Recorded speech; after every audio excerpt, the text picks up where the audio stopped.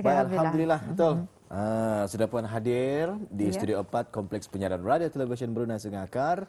Tetamu undangan kita ni berada di sebelah kiri Atul, Yang Mulia Puan Nurul Hazwani binti Abdul Jalil, Ketua Pegawai Narkotik 2. Assalamualaikum Puan. Waalaikumsalam warahmatullahi wabarakatuh. Apa khabar pagi ni, sihat? Alhamdulillah sihat. Alhamdulillah sihat. Ya, ribuan terima kasih daripada kami di Rampai Pagi diucapkan ya kepada Puan kerana telah pun bersedia bersama kita pada pagi ini dalam segmen wawancara Biro Kawalan Narkotik. Dan yang ingin kita ni ketengahkan pada hari ini adalah mengenai dengan cara menangani kejatuhan semula. Jadi saya sedikit kurang fahamlah dengan tajuk yang cuba dikemukakan pada pagi ini ya. Macam kalau bisnes jatuh, macam mana akan bangkit semula. Macam itu. Lebih kuranglah macam itu. Lebih kurang ya. Lebih kurang macam itu. Ini katanya cara-cara menangani kejatuhan semula. Maksud kejatuhan di sini ini sebelum kita ni mendalam lagi lah.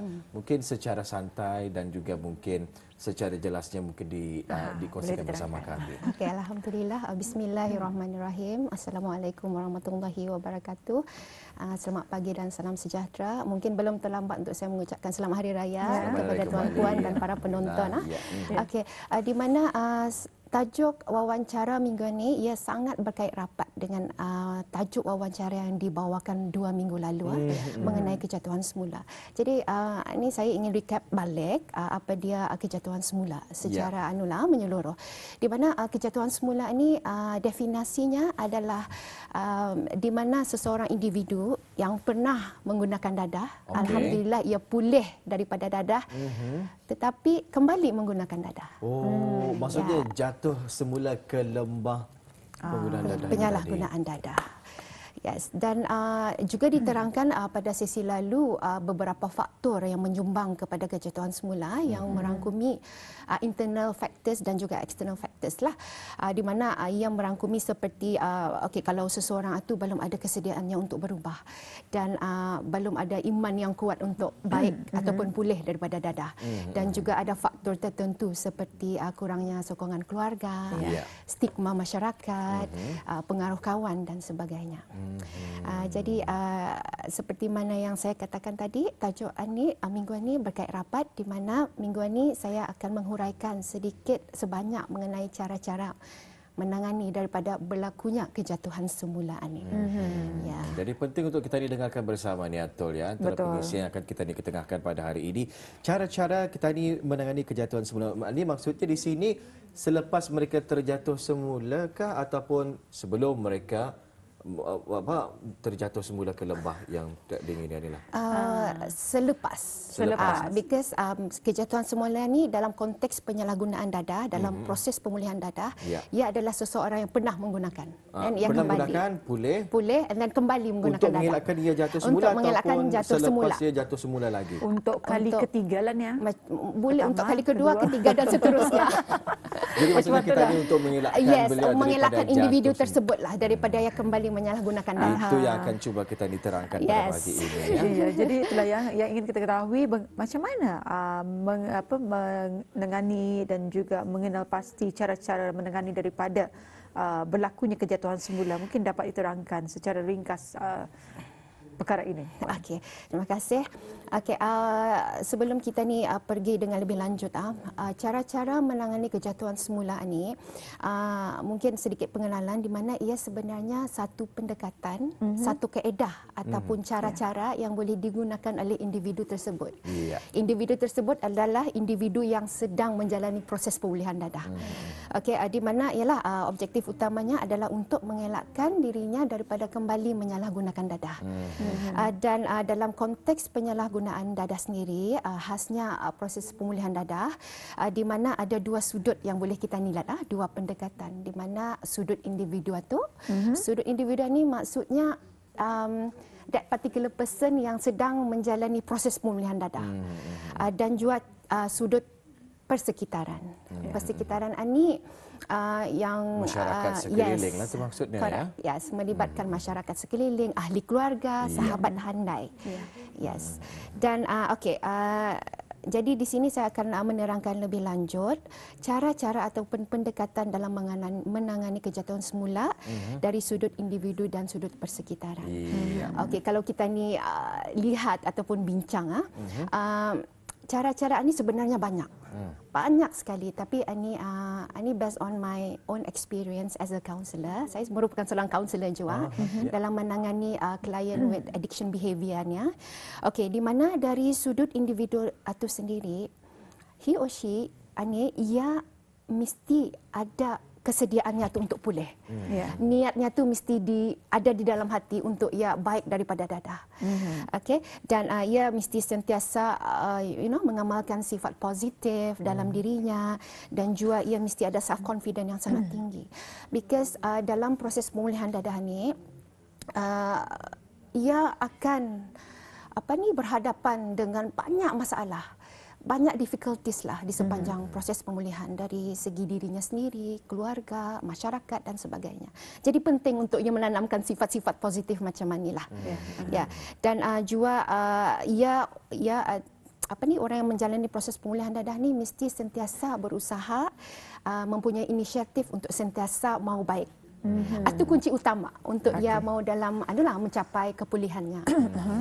Okey, dan yang kedua ini pun sangat pentingnya di mana seseorang individu itu harus tahu ataupun bijak dalam mempunyai ia punya sendiri coping mechanism ataupun skills dalam konteks penyalahgunaan dadah sendiri.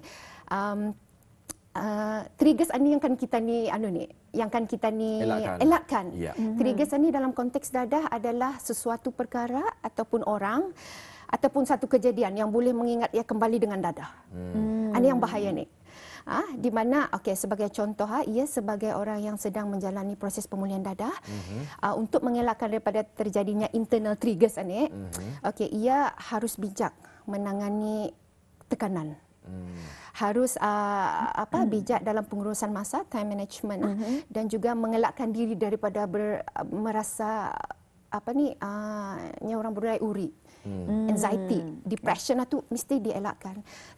Sedikit pengongsian dengan tuan-puan dan juga para penonton Rampai Pagi, di mana rata-rata individu yang menjalani proses pemulihan dadah ni, diorang ni they have a very low self esteem. Diorang punya keyakinan diri itu kurang berkeyakinan diri yang tinggi.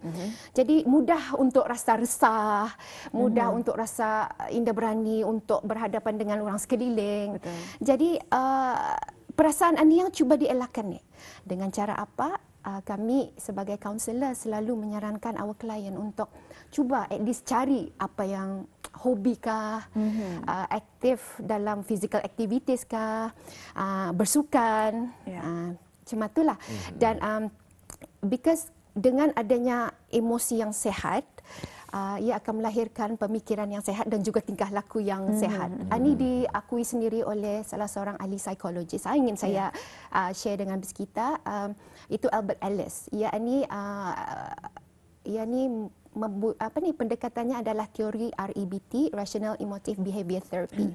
Di mana dalam teori ini sendiri ia menyatakannya untuk melahirkan tingkah laku yang positif, yang rasional, yang positif lah, yang baik, emosi dan juga pemikiran harus sentiasa positif dan rasional. Jadi dari sana boleh ia mencapai kepulihannya, insya-Allah. Insya-Allah. Insya-Allah. Ya. Dan saya teruskan.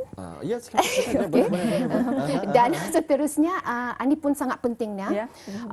Kebanyakan klien-klien kami sendiri, yang especially yang beragama Islam, katanya dengan ada tahap kerohanian yang sangat tinggi, ia boleh membantu dorang ni untuk menjalani proses pemulihan dengan baik dan berkesan. Because that's why kami pihak BKN sendiri untuk pengetahuan BIS kita melalui Division Rawatan dan Pemulihan, di mana kami mengetengahkan rawatan penyalahgunaan dadah, di mana kami sangat-sangat menitik beratkan pendekatan kerohanian, di mana sebagai contoh masuk sejas residen, kami panggil residen ke dalam pusat Al-Islah, selepas melalui beberapa prosedur kemasukan, mereka akan melalui kelas intensif selama 6 bulan dari segi kerohanian. Sebagai inisiatif kami untuk cuba untuk memperkuatkan lagi tahap kerohanian mereka ni ya. Dan masa yang sama selepas mereka ni bebas daripada Al-Islah, ikut unit pengawasan, juga ada kelas kerohanian mingguan. Jadi itulah yang cuba untuk yang kami cuba sebagai usaha inisiatif pihak BKN sendiri untuk sama-sama membantu individu dalam proses pemulihan dadah. Kalau tadi Puan ada menyatakan mengenai dengan masalah ya, masalah mereka adalah mereka ini kurang keyakinan diri. Mungkin saja disebabkan dengan perkara hitam yang berlaku dalam kehidupan mereka tu. Betul. Setelah mereka pulih, kemudian tidak mempunyai keyakinan kan mau balik lagi semula. Mungkin berfikiran macam mana di persekitarannya masyarakat. Mungkin berfikiran macam mana katanya. Mungkin orang semua tahu apa yang ia buat. Sebab itu tadi ia tidak mampu untuk berhadapan dengan orang lain. Jadi apakah antara peranan Ketani yang di persekitaran ini untuk mereka ini? Okey, alhamdulillah, terima kasih Puan. Okey, dari sudut persekitaran ini juga memainkan peranan sangat pentingnya.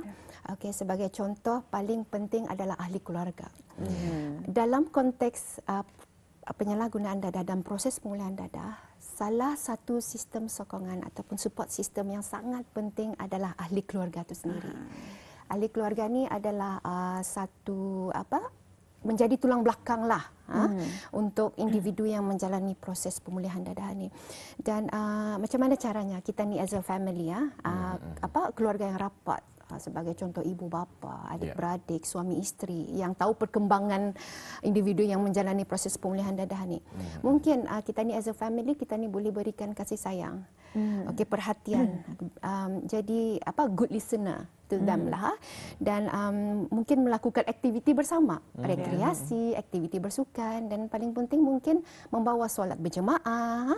Itu di antara usaha yang boleh dilakukan oleh ahli keluarga. Memang ada kebanyakan ahli keluarga mungkin sukar macam yang Puan katakan tadi, mungkin ada sesuatu sukar untuk menerima. Yes, macam ada pernah terjadi dulu kan perkara-perkara lapas itu. Tapi kami selalu menyarankan arah ahli keluarga ni untuk sentiasa menyokong, memberikan orang ini nasihat, teguran. Betul. Keluarga paling penting. Keluarga paling penting ya.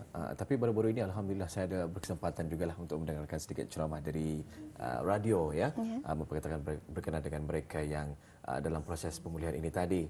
Adalah keluhan daripada mereka ini, katanya keluarga ini menerima, masyarakat ini menerima. Waktu itu yang penyampainya Ustaz siapa ya? Adalah ya seorang ustaz tu katanya tidak dapat disalahkan ahli keluarga tu. Kelakuan itu datangnya daripada diri sendiri. What do you expect katanya? Macam itulah ya. Setelah kau mengambil emas lah, mencuri lah untuk anak ini, orang tidakkan semudah itu memaafkan. Mungkin boleh memaafkan, tetapi tidak mungkin untuk masih melupakan. Ragu lah.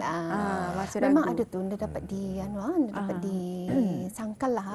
Kebanyakan keluarga memang untuk mengambil semula kepercayaan itu susah. Masalah itulah yang pertama tadi itu amat penting daripada yang kedua ni. Diri sendiri. Kunci utama. Betul. Yes. Jadi mungkin ada tambahan ya, Puan, antara kepentingan penerimaan masyarakat kepada mereka ini. Okey, penerimaan masyarakat. Okey, kalau kita ni bercakap mengenai penyalahgunaan dadah tu, obviously it is one of the sensitive issues lah kalau kita ni perkatakan because mungkin kita ni hidup bermasyarakat dan tetapi kita ni as a masyarakat mungkin boleh kita ni sekurang-kurangnya menerima secara baik orang-orang yang dalam individu yang dalam proses pemulihan dadah ni. Mungkin sukar, tapi kalau kita ni cuba, insya-Allah dapat kita ni cuba untuk sekurang-kurangnya ada kepercayaan sedikitlah. Because kami pun ada berhadapan dengan beberapa orang klien yang memang dulu terlibat dengan penyalahgunaan dadah, yang kalau penggalar kami cacah caburnya orang keluar rawatan, masuk, ya. penjara dan sebagainya. Tetapi alhamdulillah masa ni ia sudah mampu untuk mengekalkan kepulihannya sampai beberapa 10-20 tahun. So bagi kami everyone deserve second chance lah. Betul? Ya.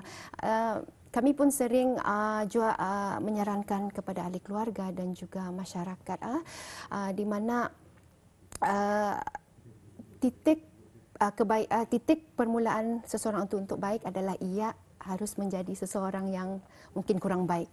InsyaAllah lah. Kita ni sama-sama doa as a masyarakat because kita ni pun sangat berharap negara kita ni bebas daripada anasir penyalahgunaan data. Itu yang kita harapkan ya. InsyaAllah. Jadi apakah antara kepentingan cara-cara menangani kejatuhan semula bagi individu yang sedang menjalani proses pemulihan? Okay. Kepentingannya adalah bagi individu yang menjalani proses pemulihan dadah ni, mereka harus faham di mana proses pemulihan dadah ini adalah suatu proses panjang hayat. It is not an easy journey. It is a lifetime journey. Di mana di sepanjang proses pemulihan dadah tu akan ada dugaan, cabaran, akan ada tanggapan, akan ada stigma. Itu yang dapat kita ni sangkalkan memang ada. Jadi pentingnya mereka untuk sentiasa mempunyai cara-cara mereka sendiri untuk menangani daripada berlakunya kejatuhan semula. Macamnya tuan tadi sana, paling penting untuk seseorang itu mencapai kepulihannya adalah diri sendiri. Betul.